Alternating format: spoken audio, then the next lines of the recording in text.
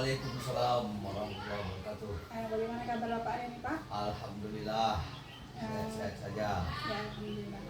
Jadi tujuan dari wawancara saya hari ini yaitu untuk menanyakan beberapa pertanyaan terkait dengan kasus-kasus yang sudah Bapak tangani selama Bapak menjabat sebagai kepala sekolah, Pak ya.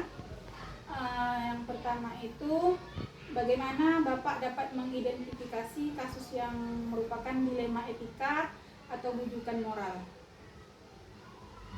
Maksudnya ini untuk siswa atau? Siswa boleh, kepala sekolah juga boleh gitu. Kita kan ada wali kelas, kemudian ada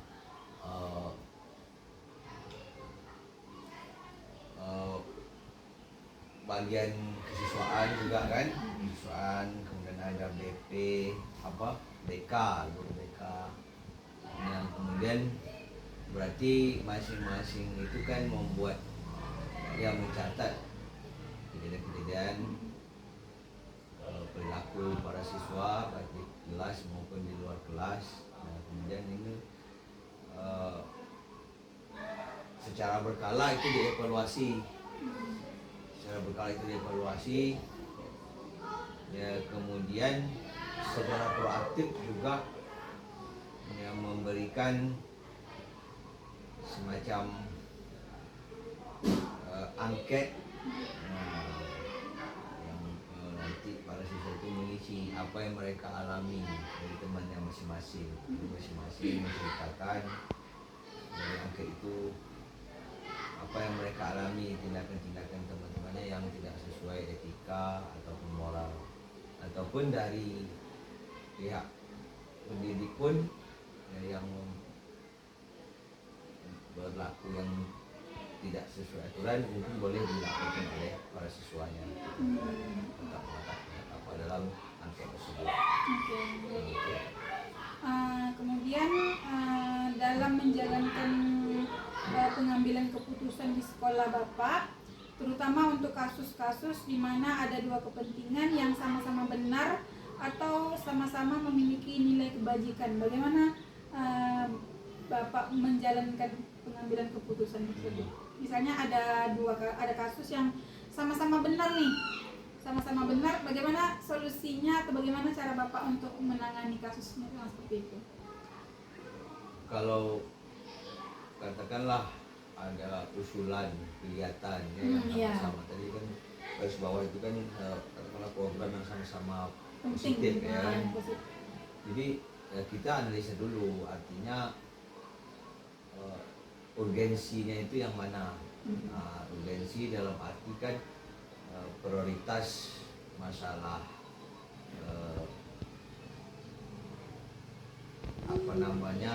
waktu, mana yang mendesak, dan kemudian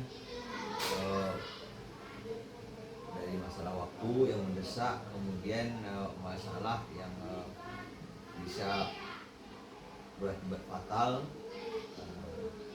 Jadi kita dahulukan yang skala prioritas. Artinya prioritas ini kan itu tadi masalah tingkat urgensinya dari segi waktu, kemudian dari segi manfaatnya, dan juga biaya.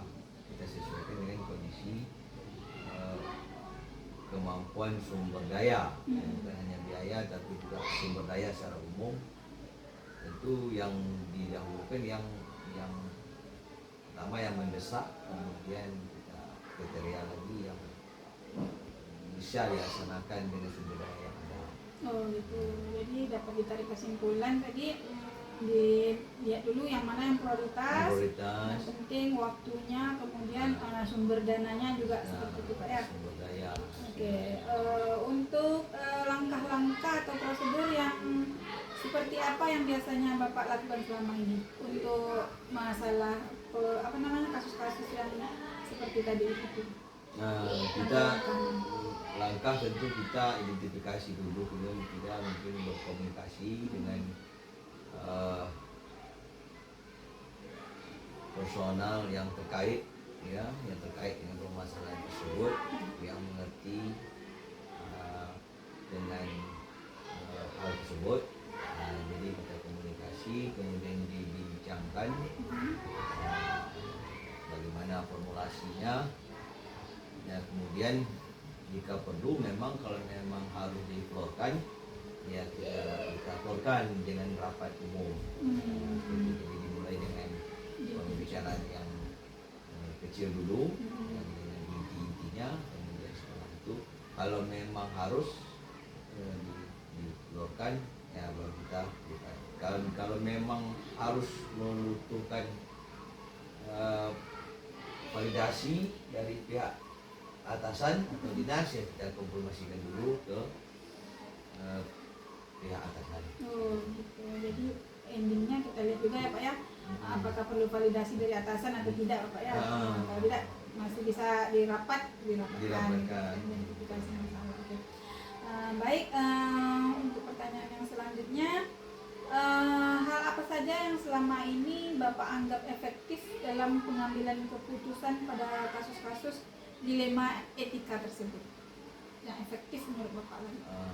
Kalau yang efektif ya tadi kita perlu data dulu. Kita perlu data dulu, informasi ya sejauh mana permasalahan itu dampak dari permasalahan itu. Kemudian kita datang ya, kemudian kita carikan akar permasalahan, mengapa hal itu terjadi. Kemudian kalau memang ada mungkin faktor yang berperan, nah itu kita cari faktor yang berperan. Nah baru kita merumuskan langkah-langkah untuk mengantisipasinya. Oke, berarti diidentifikasi dulu ya, dari hal-hal yang kecil. Dampaknya itu apakah sudah memang berat kasusnya atau memang apa, nah, kemudian baru dicarikan akarnya, penyebabnya, termasuk di situ kalau memang ada aktor ataupun oknum terlibat ya. Oke. Dalam pengambilan keputusan ini pasti ada tantangannya kan Pak.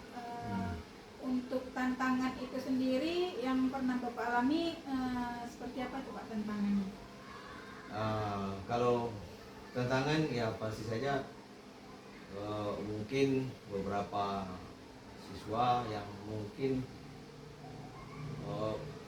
belum memahami ya, biasanya itu tantangan itu dari warga itu tentu mereka belum mengetahui ya, belum mengetahui tentang hal tersebut, belum memahami sehingga mereka sulit untuk menerapkan. Jadi ya secara persuasif tentu edukasi, sosialisasi. Nah kalau termasuk kalau memang ada tantangan dari lingkungan di luar wewenang sekolah, mungkin kita berkolaborasi dengan para stakeholder yang ada, mungkin pemuka masyarakat atau ya mungkin pihak komite dan beberapa tokoh-tokoh. Jadi tantangan itu berasal masih dalam kawasan warga sekolah lah. Oke, selanjutnya Bapak kalau memiliki atau menemukan kasus-kasus yang dilema etika memilih dua hal yang sama-sama penting seperti itu, apakah Bapak memiliki jadwal untuk menyelesaikan kasus? Apakah diselesaikan di saat itu juga atau ada jadwalnya, ada prosedurnya yang harus diselesaikan, yang harus dijalani untuk menyelesaikan kasus-kasus dilema etika itu? Ada gimana tuh Pak? Kalau kita di sekolah sebenarnya tidak kaku ya, tidak kaku artinya kalau hal yang memang itu tadi, kalau memang halnya itu mendesak, itu kita tidak terjadwal. Jadi kita harus sifatnya kalau insidental itu ya di saat itu harus kita selesaikan. Nah, di saat itu juga harus kita selesaikan. selesaikan. Kalau memang kasusnya istilahnya sudah terjadi gejolak ataupun dampak yang mengkhawatirkan. Tidak perlu terjadwal, memang harus sifatnya apa namanya ya saat itu Oke. Untuk mengambil keputusan-keputusan dalam kasus dilema etika ini, apakah Bapak memiliki seseorang orang atau faktor-faktor yang membantu mempermudah Bapak untuk mengambil keputusan tersebut? Apakah ada aktor atau faktor-faktor yang membantu mungkin? Kalau membantu itu udah jelas, sudah pasti ya. Kita yang jelas seluruh warga sekolah, seluruh sumber daya itu tentu harus bekerja sama untuk membantu. Nah, cuma mungkin masing-masing itu kita delegasikan sesuai kondisi dan kompetensi. Mungkin ada yang mempertanggungjawabkan di bidang masing-masing. Kalau sebenarnya memang semuanya harus terlibat, semua warga itu harus kita libatkan, membantu dalam menyelesaikan semua kasus lah di sekolah. Nah, cuma untuk memudahkan memang harus kita koordinir. Nah, itu namanya di koordinir itu mungkin didelegasikan sesuai dengan kondisi keadaan masing-masing pada saat itu. Oke, berarti untuk membantu mempermudah mengambil keputusan tentu membutuhkan orang-orang yang sesuai atau kompeten di bidangnya. Oke. Ini pertanyaan terakhir Pak, dari yang Bapak sampaikan tadi selama sesi wawancara kita ini, pembelajaran apa yang dapat Bapak petik dari pengalaman Bapak untuk mengambil keputusan dalam dilema etika, dalam kasus-kasus yang pernah Bapak tangani? Apa pembelajarannya itu untuk Bapak? Yang utama itu, pertama kita tidak boleh panik. Dalam hal kalau ada suatu masalah, hal yang utama itu kita harus tenang, dan kemudian harus fokus ke kondisinya. Kemudian dipelajari, dipahami betul apa yang kondisi itu apa.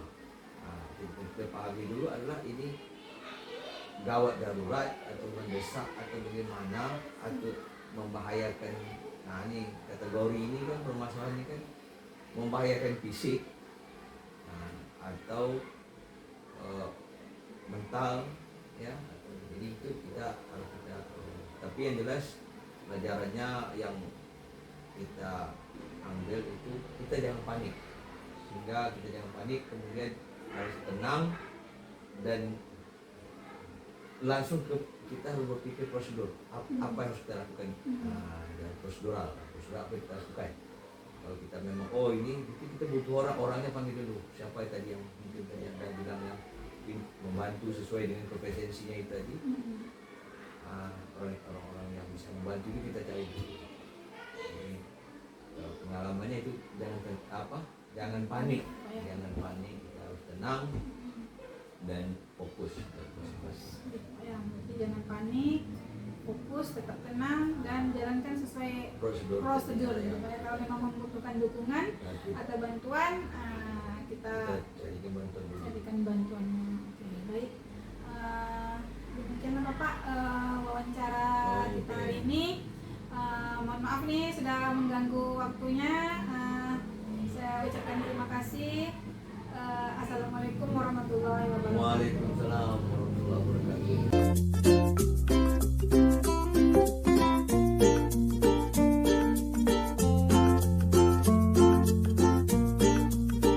Assalamualaikum warahmatullahi wabarakatuh. Saya Herma Susanti, calon guru penggerak angkatan 11 dari Kabupaten Siak. Saya merupakan salah satu guru di SMP Negeri 4 Siak. Saat ini saya akan melaksanakan wawancara kepada salah kepala sekolah dari MTS An-Nur Tumang, Ibu Lastri ya Bu ya. Apa kabar Bu? Ya, oke. Jadi pertanyaan saya hari ini itu terkait dengan dilema etika yang kita hadapi selama kita mengajar di sekolah lagi ya. Bagaimana Ibu dapat mengidentifikasi kasus-kasus yang merupakan dilema etika atau rujukan moral?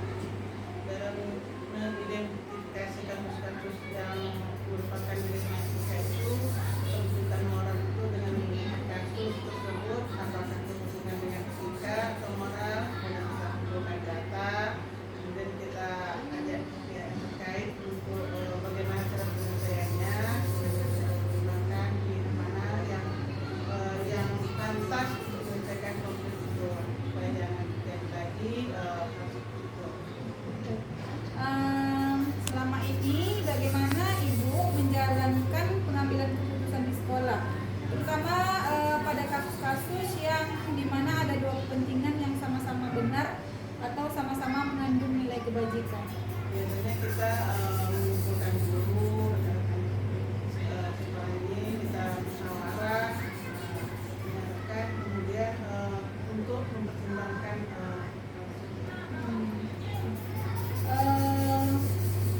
Untuk menyelesaikan kasus-kasus yang berhubungan dengan dilema etika ini kan ada langkah-langkah ataupun prosedurnya ya Bu ya.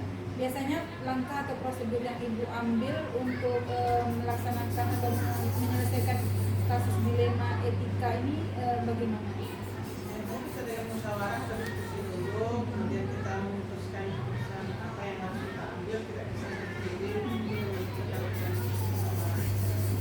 Ya, berarti harus dirapatkan ada kolaborasi untuk menyelesaikan masalah-masalah tersebut ya. Karena kalau satu kepala aja kan kadang beda pendapat, jadi dikumpulkan dahulu. Selama ini hal yang Ibu anggap efektif dalam pengambilan keputusan dalam kasus-kasus dilema etika ini apa? Kita mengidentifikasi masalah dulu, kemudian kita kumpulkan informasinya, kemudian kita identifikasi alternatif atau apa sih yang harus kita ambil untuk mendapatkan Maksudnya diidentifikasi dulu sebelum kita membuat tindak lanjut dan dalam penyelesaian masalah itu ya. Oke. Pastinya selama Ibu menjadi kepala sekolah di MTS ini pasti ada kasus-kasus yang dilema etika itu sendiri ya Bu ya. Apakah ada tantangan dalam pengambilan keputusan dalam kasus-kasus dilema etika ini? yang pasti ada Bu, karena kita banyak pertimbangan, satu sisi dia perlu, satu sisi lagi dia tidak punya gitu. Jadi ya itulah dia berembuk tadi lah sama kawan-kawan itu memilah dalam Iya. Jadi tantangannya itu untuk memilah tadi Bu ya, harus dengan rapat juga berarti ya. Oke. Dalam mengatasi permasalahan-permasalahan itu adakah Ibu membuat jadwal menyelesaikan masalah, atau misalnya masalah itu ada datang dan langsung diselesaikan juga pada hari itu juga, atau bagaimana? itu tidak ada jadwalnya khusus ya, itu tadi dapat ada itu kita Rapat itu ya. Untuk tentunya sebagai pengambil keputusan, tentu Ibu juga seperti yang dibilang sebelumnya tidak harus kolaborasi gitu ya. Kira-kira apakah ada faktor ataupun orang-orang yang Ibu anggap bisa membantu Ibu dalam mengatasi permasalahan-permasalahan yang Ibu hadapi tersebut? ya pasti ada itu, terutama karena kerja orang tua pun beroperasi itu nanti mengarahkan anaknya kita juga menyelesaikan Jadi ya, terus yang ada yang di sekolah ya, istilahnya selain rekan sejawat, jadi kita juga membutuhkan dukungan dari orang tua ya Bu ya, untuk karena di sekolah ini kan cuman anak-anak kan cuma di sekolah ini, di rumah kan kita nggak tahu, jadi memang butuh bantuan dari orang tua gitu ya. Selanjutnya yang terakhir itu ya, jadi dari semua kasus-kasus yang sudah Ibu alami selama Ibu menjabat sebagai kepala sekolah ini, pasti ada pembelajaran yang Ibu petik dari pengalaman mengambil keputusan dalam kasus-kasus dilema etika ini. Apakah sering-sering lah kita ya, apakah ada pembelajaran yang Ibu ambil dari kasus-kasus ini? Ya, pembelajarannya itu kita dalam pengambilan keputusan. Tidak bisa kita sendiri dalam keputusan, harus ada yang ikut dan kita yang kerja semua dan siswa sendiri pun kita dan juga. Oh iya, karena cuman orang tua kemudian guru, anaknya tidak kita bawa sekali kan, sama aja Ibu ya. Oke Bu, nah saya rasa demikianlah wawancara kita hari ini. Saya mengucapkan terima kasih kepada Bu Lasti sudah memberikan saya kesempatan dan waktu untuk memberikan wawancara atau tanya jawab lah istilahnya dalam kepemimpinan Ibu ya Bu ya. Sekali lagi saya mengucapkan ribuan terima kasih Bu ya. Assalamualaikum warahmatullahi wabarakatuh.